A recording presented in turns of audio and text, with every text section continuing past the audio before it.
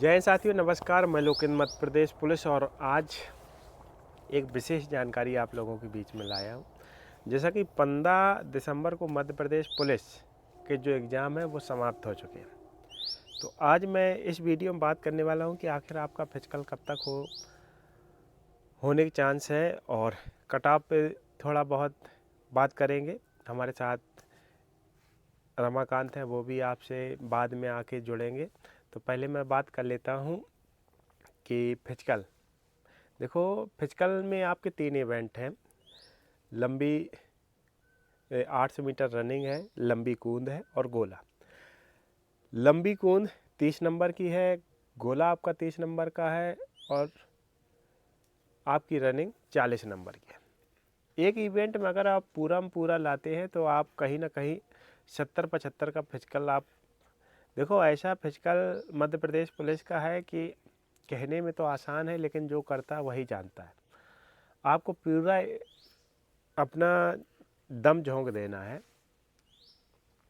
सबसे पहले मैं बात कर लेता हूँ कि फिजिकल के लिए आपको कितना समय मिल सकता है। देखो दिसंबर आज 17 तारीख हो गई है और इसमें भी 13-14 दिन बचे हैं। जनवरी फरवरी, ऐसा मान लीजिए कि आपके पास 2 महीने का समय है और संभवतः आपको फरवरी में शायद फिजिकल की कोई अपडेट मिल जाए। जो मेरा मित्र है वो संभवतः मुझे सही जानकारी देता है। आपका मार्च में या फरवरी में फिजिकल स्टार्ट हो सकता है। ये कोई ऑफिशियल जानकारी नहीं है, लेकिन मुझे आप तक ये जानकारी पहुंचाना उचित लगता है।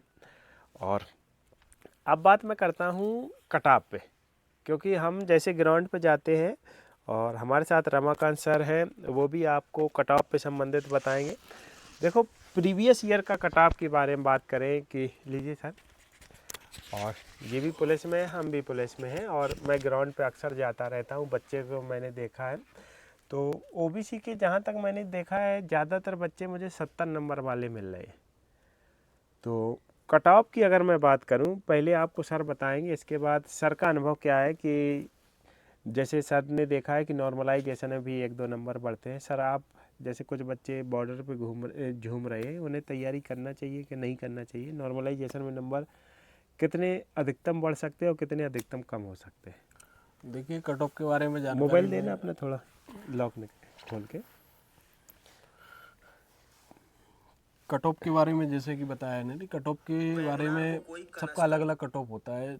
जैसे category wise SC ST OBC general.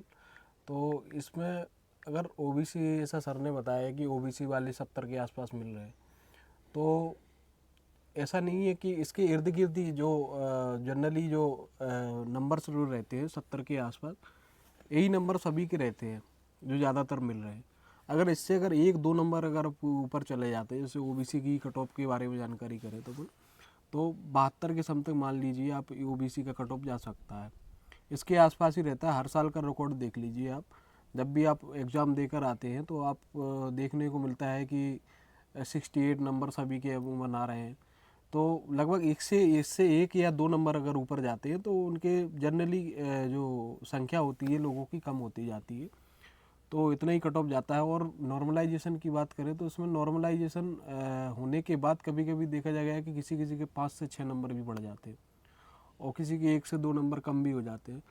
तो फिजिकल की तैयारी हम लोगों को करनी चाहिए, क्योंकि अगर मान लीजिए आपका आपका रिटर्न क्वालिफाइड हो जाता है, आपके लिए आप यही सोचते रहते हैं कि फिजिकल की तैयारी करें कि नहीं करें, तो आपके साथ ऐसा धोखा हो सकता है।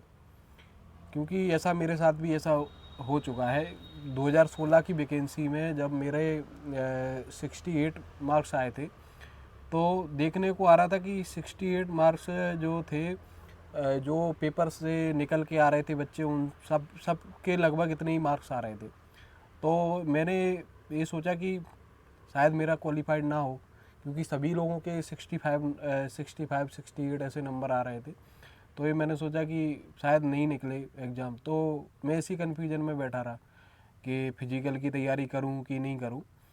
तो जब जब रिज़ल्ट आया उसके बाद उन्होंने ज़्यादा टाइम नहीं दिया फिजिकल में, 15 दिन ही फिजिकल के लिए दिए और मैं तो कन्फ्यूजन में ही रहा था, तो फिजिकल भी तैयारी की नहीं कर सका। तो इस कारण से मेरा उस टाइम पे फिजिकल नहीं निकल पाया। तो आप इस भरोसे मत बैठिए कि आपके जैसे 70 के अप्रोक्स मार्क्स हैं तो आप ज़रूर फिजिकल की तैयारी करें। पूरा एफर्ट लगा दें। बाकी अगर मैं देखूं, इससे पहले 2023 में जो एसटी का कट ऑफ था वो 57 गया था। तो मैं यही कहूँगा कि 55 से 60 के बीच में जिनके नंबर हैं वो तैयारी करना चाहिए। हाँ, बिल्कुल। क्योंकि जैसे सर ने बताया 4 से 5 नंबर नॉर्मलाइजेशन में कम ज़्यादा होते हैं।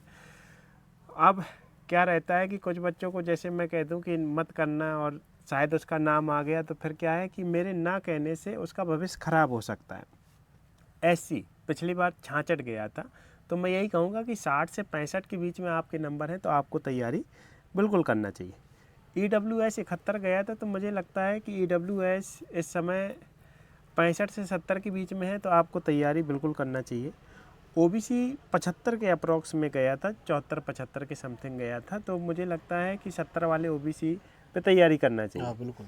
और जो UR है वो 79 पे गया था। तो आपके जनरल में 73-74 के ऊपर नंबर आ रहे हैं, तो आप बिल्कुल तैयारी कीजिए। क्योंकि दोस्त, ये जो YouTube पे आपको कट ऑफ बताते हैं, जो बहुत कम बता देते हैं या बहुत ज़्यादा बता देते हैं, कोई ये ऑफिशियल कट ऑफ नहीं होता है। लोग अपना हाँ, इसमें क्या है कि जो जो कट ऑफ जा रहा है 79 जैसे जनरल का कट ऑफ बताया गया है, तो ये कट ऑफ होता है, ये फाइनल कट ऑफ होता है। इसमें इसमें सारे अपने SF DF इसमें सभी वेरिएशन हो जाते हैं। इसमें SF का थोड़ा बहुत कम नंबर पे हो 2 जाता है, नंबर के ये समथिंग कम पॉइंटों का हिसाब किताब रहता है। इसमें ज़्यादा कुछ अंतर नहीं होता है। ये 79 मान के चलो, आपका थोड़ा बहुत कम भी हो सकता है। जो पेपर के अकॉर्डिंग भी रहता है कि आपका कौन सी शिफ्ट में पेपर है। उस शिफ्ट में अगर लोगों के कम ही नंबर हो पा रहे हैं तो आपका कट ऑफ भी कम हो जाएगा। तो जनरल का ऐसा नहीं है कि 79 सभी का कट ऑफ गया होगा। तो इसमें 74 पे भी कट ऑफ पे भी जनरल का सिलेक्शन हुआ है। तो आप ये मान के चलिए कि आप श्योर नहीं है, अगर आपके 60 से भी ऊपर मार्क्स हैं तो आप फिजिकल अपना अच्छे से करके रखिए। क्योंकि आपके साथ कुछ भी हो सकता है। अगर आपका क्वालिफाइड हो जाए तो इस स्थिति में आप क्या करेंगे? तो ऐसा सर ने मेरा मेन मकसद यही है कि आपको समझाने का कि जो पिछले साल कट ऑफ गया था उससे लगभग इस साल कम रहेगा। क्योंकि बच्चों के देखे गए हैं नंबर कम आ रहे हैं, और क्योंकि वो ग्राउंड से समझ में आ जाता है। बाकी जो ऑफिशियल कट ऑफ आएगा, क्या जाता है क्या रहता है, वो तो जब आएगा तभी पता चलेगा। लेकिन मैं सभी से यही कहूँगा कि अगर आपको लगता है कि आपके नॉर्मलाइजेशन में 3-4 नंबर ऊपर नीचे होते हैं और आप उस रेंज में पहुंच सकते हैं जब पेपर दे के आते, बाकी फिर भी आपका डाउट है तो कमेंट कीजिए। मैं एक जानकारी और शेयर करूंगा आपसे इसमें कि आपको कट ऑफ के बारे में क्या है कि जब 2016 में मेरा जब 60 मार्क्स आए थे तो मेरे को कहीं ना कहीं अंदर से एक फील हो रहा था कि शायद मेरा हो सकता है। और 80% नहीं हो रहा था कि, लेकिन 20% जो था मेरे दिमाग में था कि कहीं ना कहीं जो लोग कह रहे हैं, जिस तरह से लोग अपन आसपास मिलते हैं कि नहीं हो जाएगा, 20% लोग आपको ऐसे मिलेंगे जो आपसे ये बोलेंगे कि इतने मार्क्स हैं तो आपका हो जाएगा। तो आप ये मान के चलिए, तो आप दोनों स्थिति को आप देख के चलिए कि आपका हो जाएगा, उस स्थिति में आप क्या करेंगे। है, इस चीज़ को आपको बहुत ध्यान रखना चाहिए इस चीज़ का, क्योंकि कुछ भी हो सकता है इसमें। आप एक मौका अगर गवा देते हैं तो आप 1 साल का लंबा इंतज़ार आपको करना पड़ सकता है। तो आप फिजिकल ज़रूर करके रखना आप अपना। जैसे सर ने बताया कि ऐसा हुआ है, तो मैं आपको 2016 का ही बताऊं कि उस साल शायद बहुत कम कट ऑफ गया था, मतलब। तो ऐसा निर्धारित नहीं हो सकता है कि 2023 में इतना कट ऑफ गया है तो आने वाली अगली भर्ती में भी वही कट ऑफ रहेगा। वो निर्भर करता है कि पेपर का स्टैंडर्ड कैसा है। और इस बार जो पेपर का स्टैंडर्ड है आप लोगों ने भी देखा है, तो बिल्कुल कट ऑफ वाली वीडियो मत देखिए।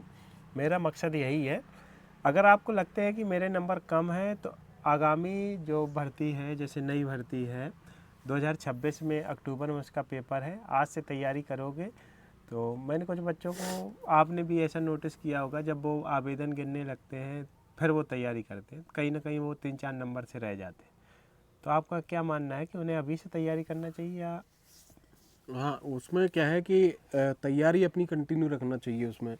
है, फिजिकल अपना ये है कि अपन फिजिकल को एक घंटे अगर सुबह भी दे देते हैं, 1 घंटे शाम को अगर थोड़ा घूमने में भी अपना चला जाता है, गोला फेंकना, लंबी कूद करना, ये डेली रूटीन में तो चल नहीं सकता, लेकिन रनिंग जो रहती है, रनिंग अपन रोज़ भी कर सकते हैं। तो आप 1 घंटे समय निकाल के सोच लीजिए कि एक वार्म अप टाइप का होता है, सुबह सुबह जग जाते हैं अपन या शाम को कर लेते हैं, 1 घंटा आप अपना फिजिकल में ज़रूर दीजिए। और आप तैयारी तो आप सुचारू रूप से जारी रखिए, क्योंकि हो सकता है आपका फिजिकल लेट हो, 2-3 महीने समय बीत जाए, फिर आप बोलो कि फिर अगली जो भर्ती है वो भी नज़दीक आने लगती है, तो इसमें क्या है, बैलेंस अपना बिगड़ जाता है, तो अपनी तैयारी भी नहीं सही से नहीं हो पाती है, और अपन अगली भर्ती के लिए टारगेट जो कर रहे हैं वो भी कहीं ना कहीं पीछे रह जाते हैं। कब 2025 शुरू हुआ था और कब ख़त्म हो गया पता नहीं पता चला। नहीं चला। अगर इस भर्ती में आप रहते हो तो मान लीजिए आप 2 साल नौकरी से पीछे हो रही हो, आपकी सीनियरिटी 2 साल जा रही है, तो इस सीनियरिटी को खोना नहीं और नौकरी पाना है, माँ बाप का सपना ऊंचा करना है। और आप हमसे जुड़े रहिए, अपने सवाल पूछते रहिए। बाकी मिलेंगे नेक्स्ट वीडियो में। तो सभी को जय हिंद, जय भारत।